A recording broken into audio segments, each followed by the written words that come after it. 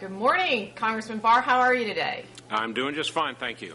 Great. I'm Jane Hamsher from Firedoglake.com, and I guess you're in Washington, D.C. at the Press Club today. That is where I am today. Tomorrow I will be back in Atlanta, Georgia, and Friday I'll be off for Portland, Oregon. How goes the campaign? It's going very well. We're still in the process of getting all of the many pieces in place. We've gotten the top leadership of our campaign team in place. We still have a few positions to fill, which we're in the process of filling. We just located some campaign space for our campaign office headquarters, which will be in Atlanta, Georgia. And we're pretty much ready now to hit the deck running. Well, how are you doing in terms of getting on the ballot in all 50 states? Where are you at with that? We and the Libertarian Party are right on track where we need to be on the ballot, and we anticipate 49 states plus the District of Columbia. Oklahoma is always a problematic state because of the excessive requirements and restrictions that they place on third parties and independents and ballot referenda initiatives in that state to get on the ballot. So we may, at the end of the day, not be successful to get on in Oklahoma, but we're going to try. But we should be on the ballot in all the other states. Well, I think you probably have also been following what's going on with the FISA situation, and I have reason to believe that it's one of the reasons I wanted to talk with you today on Blogging Heads TV, that you're as upset with what's happening as I am, and coming from a different end of the political spectrum.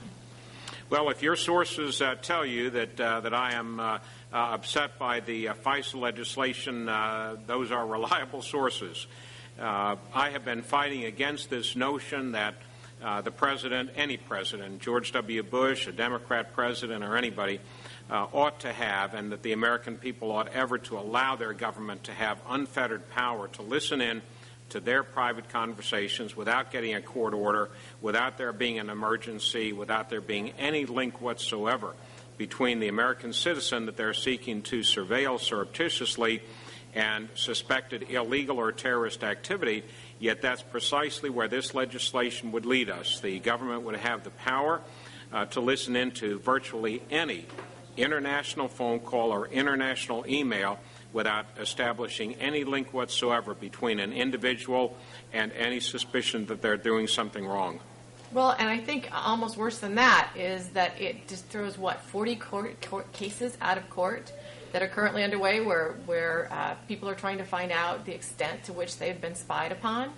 This is another insidious aspect to what the Bush administration and an apparently complicit and compliant Congress is doing. They are not only taking away the ability of American citizens who have had their privacy clearly invaded, taking away their power, their ability, their right to have their day in court, but they're taking it away both prospectively and retroactively. Right after 9/11, we know, it may have even started before 9/11, but right around that period of time, the Bush administration, we now know, thanks to the media, began going to telecommunications carriers and telling them to allow the government to have access to the most private phone records, current and historic, for the telecommunications companies' customers. And this was done without any court orders, just on the say-so of the administration folks. Most, not all, but most of the telecommunications companies complied. When word got out publicly that they had done this in violation of the law and in violation of their contractual relationship, privacy relationship with their customers, a number of lawsuits were initiated. This legislation, tragically and inappropriately, now retroactively closes down all of those lawsuits. So Americans whose privacy has been invaded will have no day in court. Well, Bob, can I call you Bob? Please. Bob, you've been a congressman before. What the heck is going on? Why is everybody, Democratic and Republican, in Congress getting together to pass this thing? It's not like there's this tremendous public outcry to give the telecoms immunity for these crimes. It's a combination of a couple of things. One, I think, is the fact that Congress has allowed itself to be browbeaten into submission by fear of terrorism. The Bush administration has been incompetent in many areas, but one area in which they have been dramatically competent is using the fear of terrorism as a tool to push public policies through and to browbeat Congress into putting aside rational thought and constitutional concerns to allow them power to do these sorts of things. So fear of terrorism and fear of being called soft on terrorism is the most important problem that we have here. Additionally, I think we've witnessed now for a number of years under both Democrat and Republican control of the Congress, we've witnessed Congresses that really have no stomach for or understanding of an appropriate oversight role that the Congress ought to play.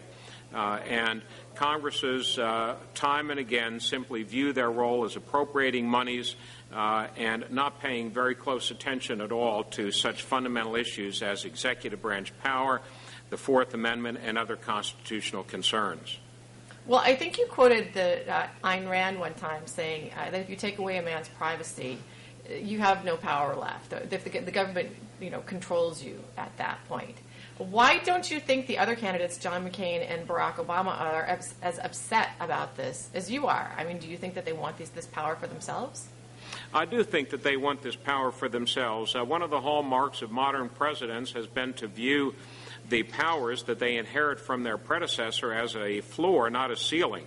And I witnessed this firsthand in some of the hearings and matters that I was involved in while I served in the Congress of the United States.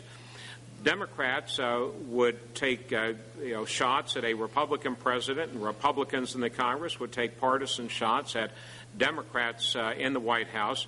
But neither party, the leadership of neither party, would work to really substantively limit the power of a president of the other party, because they know that sooner or later their party will control the White House, and they don't want the power of a president of their party diminished. So absolutely yes, in a very real sense, what we're witnessing here on the part of both Senator Obama and Senator McCain as establishment status quo party candidates is a sort of circling of the wagons and banding together to preserve and to further executive branch power, because whichever one of them were to get in, if one of them gets in, they would want to have that power for themselves, and they wouldn't want their successors to have diminished power either.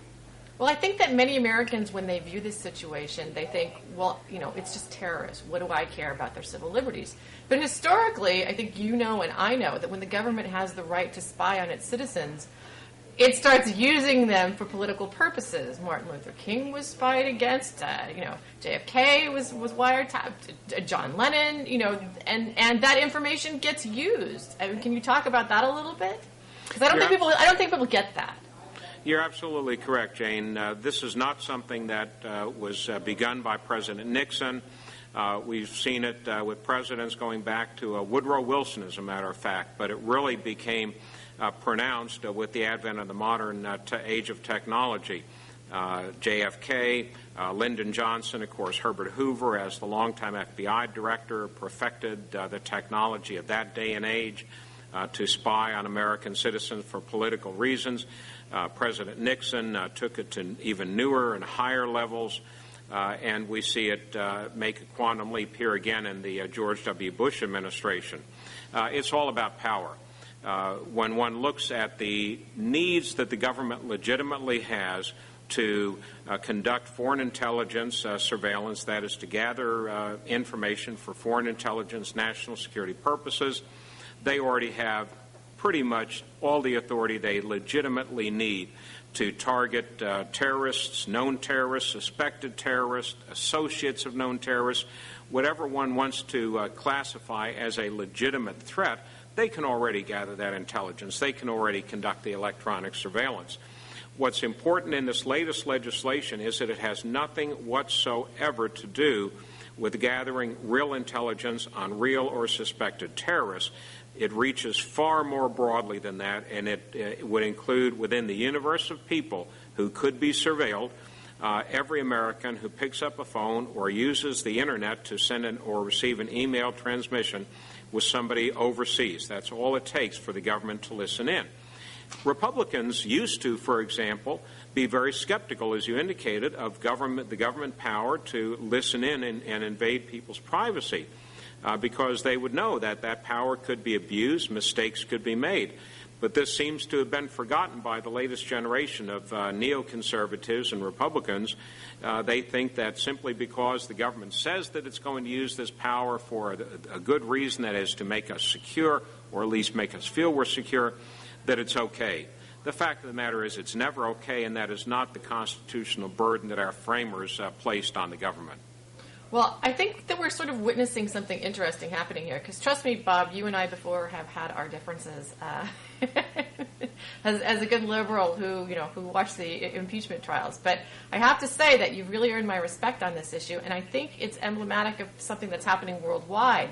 You've probably heard what's going on in England with the Labour government trying to increase the amount of time they can hold people with no charges, right. And the far left of the Labour Party joining with the Libertarian wing of the Tory Party in order to say that this isn't okay in the country that produced the Magna Carta. And I think we're seeing the same thing over here. We've got these Washington elites in both parties protecting themselves, protecting these big moneyed interests, and a populace on both sides kind of coming together under this libertarian wing and liberal wing saying this is not America, this is the Constitution, and they're in the process of shredding it. Jane, once again, you're absolutely correct. This is not simply something that we're witnessing here in the United States, and it's not even something here in the United States that we're witnessing at the federal level. We're seeing it by mayors and city councils and county commission governments down to very small towns in America. A lot of it is certainly driven by federal so-called homeland security money that is being doled out to state and local governments, and they're using this to place surveillance cameras all over the place. Usually they don't consult with constituents, they just do it. But we're seeing it at all levels of government here, and we're seeing it in a number of other countries as well, most notably, as you indicated, the UK. Just a few weeks ago, I participated in a debate at Oxford University in Oxford, England, and this was the topic of the debate. And it's a raging debate over in England. Unfortunately, with the way their government is structured, they're several years ahead of us in terms of the pervasiveness of the use of technology, not just to monitor the activities of their citizens, but also, of course, to generate income. And that's something that some mayors and county commissions in this country have glommed onto, and that is the use of surveillance cameras to generate traffic ticket revenue and parking revenue, for example. Well, one of the things that we're doing right now through our Blue America PAC is joining together with the Break the Matrix guys, Trevor Lyman and Rick Williams, in order to do a money bomb to be able to push back against politicians of both parties who are visiting this horrible thing on us. It's really scary, and I hope that you're going to be able to get into the debates in the fall. Is that looking likely? Because I really think that it's important that you're talking about this in the wake of John McCain and Barack Obama's kind of abdication of leadership. Neither Senator Obama nor Senator McCain will be talking about these issues, certainly not in any form other than just superficially glossing over them at best. So the only way these issues and the important constitutional principles that are at stake here are going to be raised is if we raise them. Whether or not we're able to get into the debates, of course, is a major concern and a major goal of ours. We need to be polling for the major presidential debates in the fall at 15%.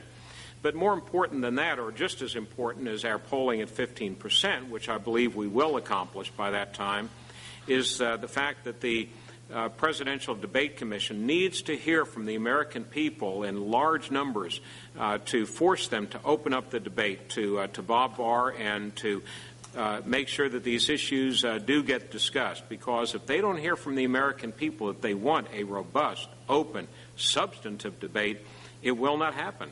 Oh, you know what? I will invite you on my blog, Bob, if you would like to talk to my readers and invite them to contact the commission and tell them that you need to be in this debate, because they're very, very concerned. And we've raised now $300,000, but we raised $226,000 just last week in order to push back against the politicians who are giving us this horrible FISA bill. So I think that they would very much like to have you in those debates. So if you'd like to come on and talk to them. I would look forward to that, absolutely. I'd love to join forces with you, because we have, again, here one of a number, obviously, of common interests and common beliefs. So let me ask you, Georgia, how are you doing there? We're doing very well in Georgia. The preliminary polls in Georgia, even before we've really begun to campaign, have me at 8, 9, 10%. There may have even been one that I saw at 11%. But this is very significant. Even before campaigning, long before the two major parties have formally selected their nominees to be polling that high, it indicates, as with other parts of the country, that we've seen a deep and very systemic dissatisfaction, not just with the two candidates of the major parties, but with the system, the closed system as well. Well, I think someone was speculating that if you pull as much as 4% away from John McCain, it could potentially put Georgia in play for Barack Obama. Of course, I know you're probably hoping to get more than that and take the state. But how does that set you with your former party? You were a loyal Republican, a lifelong Republican, as I recall. The Republican Party has a lot of problems these days, and they have nothing to do with Bob Barr. The problems that the Republican Party is facing in Georgia and other states is that it has absolutely no vision, it has absolutely no agenda, it has absolutely no platform that it is putting before the American people that would provide for the American people, generally, much less a plurality of the voters, a reason to vote for the Republican Party in the fall. Not only that, but they have a candidate that, to put it mildly, is not generating a great deal of excitement. And at the end of the day, if, as we hope, neither the Republican nor the Democrat candidate is successful on November 4th, we hope to be, it will be because neither of the two major parties did what a winning party and a winning candidate has to do, and that is to put forward a vision, an agenda, a platform, and a candidate that can resonate with a plurality of the voters. If they can't do that, and right now the Republicans are not doing that, they don't deserve to win. And to be looking around to preemptively, shall we say, blame somebody already for their loss 5 months out from an election indicates to me that they recognize they have a serious problem too. Well, let me ask you, you've got followers who are largely social conservatives. I mean, that's sort of been your history. And yet I know that when you accepted the nomination, the Libertarian nomination, you kind of walked back some of your positions on the Defense of Marriage Act. How is that playing?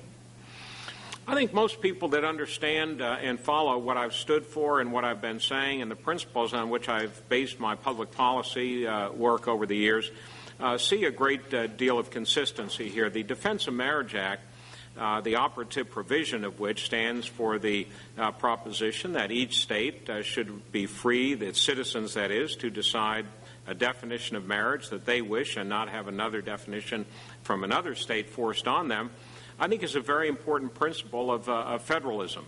States' rights issues. These are decisions, such as medicinal marijuana as well, that the people of the states ought to decide. And the federal government, I've never been in favor of coming in with a federal marriage amendment, for example, to override the decision of the states.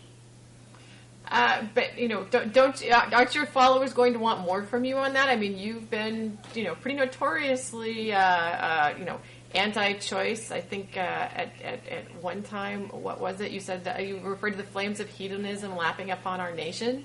That's pretty colorful, Bob. From the past there. What? Talk about a blast from the past. It was poetry, so I felt I had to resurrect it. Well, one thing that I have recognized in recent years, and I talked with my libertarian friends at the Libertarian Convention in Denver last month in debating for the Libertarian nomination and in convincing a majority, as I did, of the Libertarian delegates to select me as their nominee. One thing that I have explained to them and that I feel very, very deeply about is the fact that there has been such a tremendous increase in the power and the scope of federal power since 9/11, overriding individual liberty and almost completely decimating the notion of individual privacy and states' rights in this country, that we have to, and I have, very admittedly, gone back and taken a much harder look at the role of the federal government and those areas in which I think it could be legitimately involved than I previously was willing to do. And there are a lot of areas, such as the drug issue, where clearly federal policies that I supported in the past are not working. And I believe that an important component of leadership, Jane, is to recognize that if we're spending, as the federal government does, federal taxpayer dollars in a failed effort, an effort that is not working with regard to the war on drugs, and philosophically this should be, at any rate, a decision made by the people of the states. Let's turn it back to the states, get the federal government out of it, return that money and that power to the people of the states. Well, let me ask you, John McCain, what would you say are the three big differences between your and his campaign? First of all, unlike John McCain, I do believe in an executive branch of limited powers. He apparently believes in a president and an executive branch of unlimited powers. He apparently believes, by some of his recent statements explicitly, that a president can override the law, that a president can basically remain unaccountable to the law or to the Congress in carrying out what he, as president, believes are the powers of the presidency defined by the president. That's an important distinction. Secondly, unlike John McCain, I believe that we need to begin dramatically reducing the cost and the size of the federal government. Senator McCain talks a great game about earmarks and doing away with earmarks, but that's not the real question. The real question, the real problem is the federal government is spending way, way too much money for which it has no legitimate authority to do. I, unlike Senator McCain, as president, would begin to work to dramatically reduce the size of the government, the cost of the government, and that means going far beyond simply earmarks. Thirdly, with regard to foreign affairs, there are very significant differences between myself and Senator McCain. Senator McCain believes in maintaining a very, very large contingent of the U.S. military in apparently all the 700 and some bases and installations where we currently have soldiers and military personnel stationed around the world. He believes that it's entirely appropriate to keep tens of thousands of U.S. troops in countries that are more than capable of defending themselves, such as Germany. He apparently believes that it is appropriate to indefinitely keep a very large U.S. military and economic security blanket propping up the government in Iraq. I do not agree with that. I believe that we need to responsibly start immediately and significantly reducing not only the military security blanket that the U.S. is providing Iraq, but the economic blanket as well, which is costing overall $400 million a day. Wow. What would you do to get us out of Iraq? I would direct that our commanders on the ground begin an immediate and significant drawdown. The president, as President Bush claims, and then he defers to his military leaders, which is sort of a contradiction, he claims that he's the decider, that he is the commander-in-chief. Well, he is in this sense, but he's not leading. As president, immediately on assuming office, I would sit down with the military leaders, both those in Iraq as well as at CENTCOM and FORCECOM here in the United States, and direct, not ask, but direct that they begin a very significant, very immediate drawdown of our military presence in Iraq. I do not believe in telegraphing that publicly to our adversaries. That does indeed put the lives of our men and women at risk. So I would not do it publicly, but rest assured it would be carried out immediately to begin that process. Well, do you believe in any permanent presence there at all? I certainly believe we may need to keep we certainly would want to keep an embassy there. I would hope that we would continue to have a good relationship with the Iraqi people and the Iraqi government, and that would require maintaining the ability to use air facilities, possibly port facilities, overflight facilities. So there certainly would be a need to maintain some personnel there. But in terms of permanent bases, no, I do not believe that that is advisable, and it's not necessary either. Well, what about Iran? I've actually lived in both Iraq and Iran when I was growing up. I have at least a passing familiarity with both countries and with that part of the world. The current leader of Iran, the current president, Ahmadinejad, is not the real decision maker in Iran, and treating him as such really is mistaken. We ought to be dealing directly with the religious and the parliamentary leaders in Iran. Those are the ones making the decision. We ought to be working also through surrogates, those countries that are allies of ours that maintain a strong and robust economic and political relationship with Iran, to find ways that they can work with us and we with them to start once again, get back to the very strong commonality of interest that we and Iran have had over the years. There's no reason that cannot provide the basis for a positive, continuing dialogue to reduce tensions in that country. Do you believe that this war is legal? The occupation of Iraq, you mean? Yes. I think it's entirely inappropriate. I'm not going to use words like legal, because that gets us into problems with international courts and so forth. But I do think that is my point. Does somebody have to answer for this in an international court when all of this is over? My view as president would be to use the powers of the presidency as commander-in-chief to begin getting us out of Iraq, stopping the occupation, stopping the nation building in which we're involved over there. The basis on which we went into the country was an inappropriate one, and I do not subscribe to the philosophy that regardless of whether we get into something inappropriately or not, that means that we have to continue it indefinitely. I do not believe that, and I don't believe it would harm our security interests to begin an immediate and significant drawdown of our forces and our economic security blanket in Iraq. Well, I'm a blogger, and one of the things that kind of galvanized people like me together on the internet was, frankly, watching the impeachment hearings and feeling like I was the only person who watched this and felt this way, that this was not an appropriate constitutional remedy to what the problem was. And we kind of came together on the internet, and one of the, I would say, the earliest, the strongest, one of the strongest motivational feelings that we all shared was that we were watching the Constitution be destroyed by the Bush administration and the country be sold off to the highest bidder, to all of these contractors in Iraq. I mean, the Treasury's been looted, and we really do believe that fundamentally somehow people are going to have to be held accountable for what they've done during these 8 years, because if they don't, it's only going to happen again.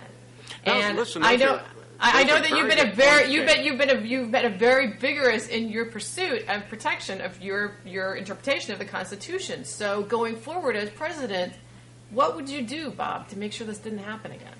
Well, those are very good questions, and that's not quite the same as getting into a discussion under international law, whether something is legal or illegal.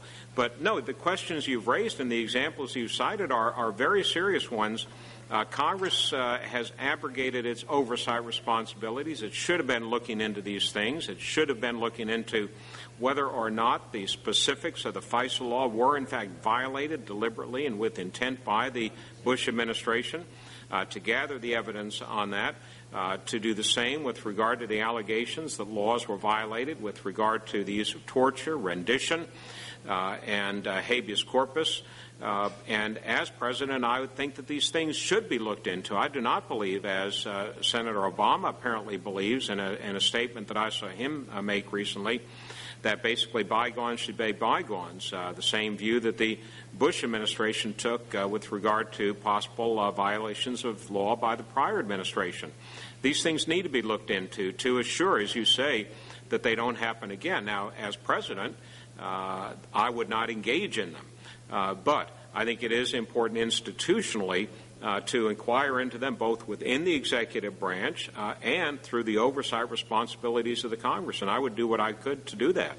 Well, I know that Byron Dorgan is looking into the contractor abuses and the trillions of dollars that have been stolen from the American public in Iraq.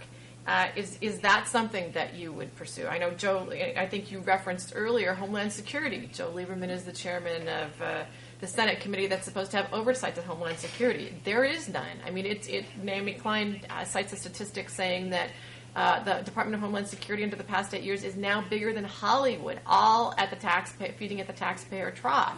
What would you as a president do to try and rein this in and hold these people accountable for theft? There's no other word for it. It's theft. No, and it may very well be. I don't disagree with you at all, and these matters would be pursued in a Barr administration. I've written about these some aspects of what this administration is doing here, not only allowing billions of dollars of U.S. taxpayer monies to basically disappear, but to shield U.S. companies doing business in Iraq from any public accountability for what they're doing.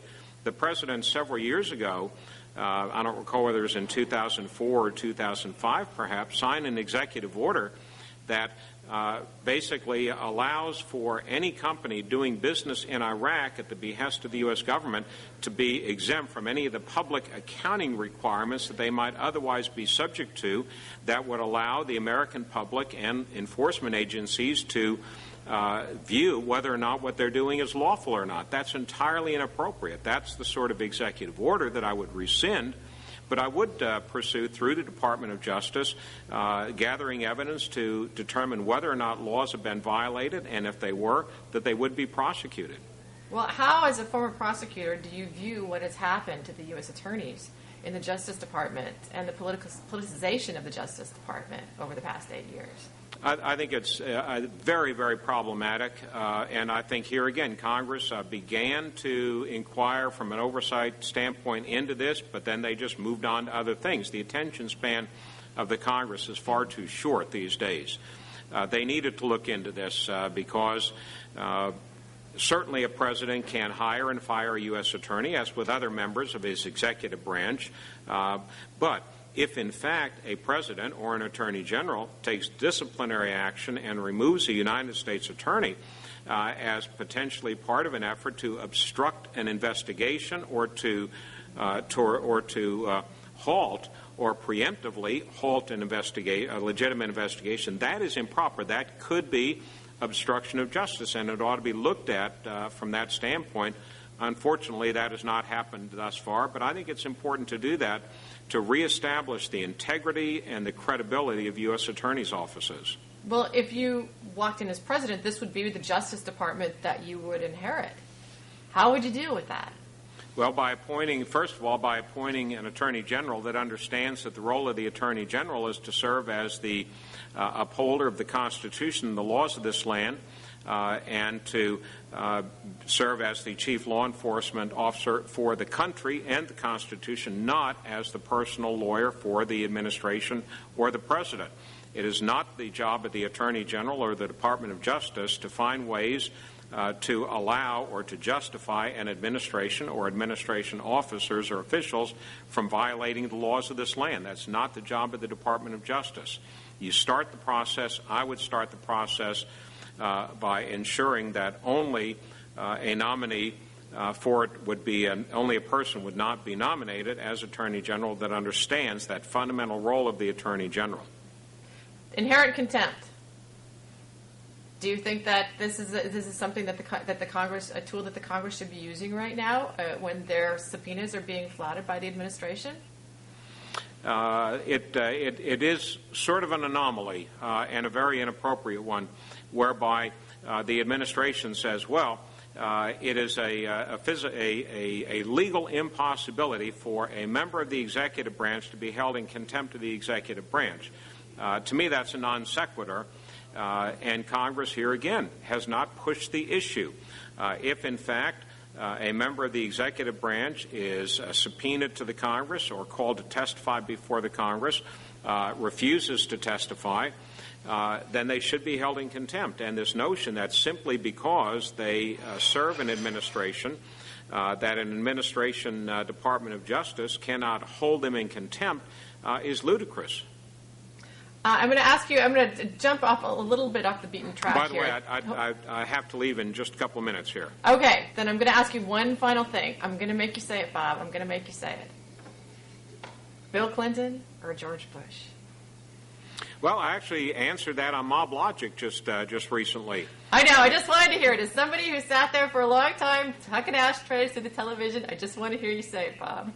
George Bush. What George W. Bush has done to the fabric of our constitutional government, to separation of powers, to a government of limited powers, to destroy the notion that we are a nation of laws, not of men, is something that is absolutely unforgivable, irresponsible, and terribly, terribly destructive of our notion of government. President Clinton, I certainly had my problems with him, but what he did in terms of perjury and obstruction was bad, but it was not destructive of the very systemic foundations of our country. That was good, Bob. I think I need a cigarette now. I'll have a cigar. Okay. Thanks so much for being here today. Thank you. Oh, don't forget to let folks know our website. It's bobbarr2008.com for them to go to. And I'm going to hold you to coming on my blog and talking to my readers about FISA. Absolutely, and about the debates. And about the debates, very much so. We'll get behind you on that. Thanks, Jane. You take care. Thanks, Bob. Bye-bye. Bye.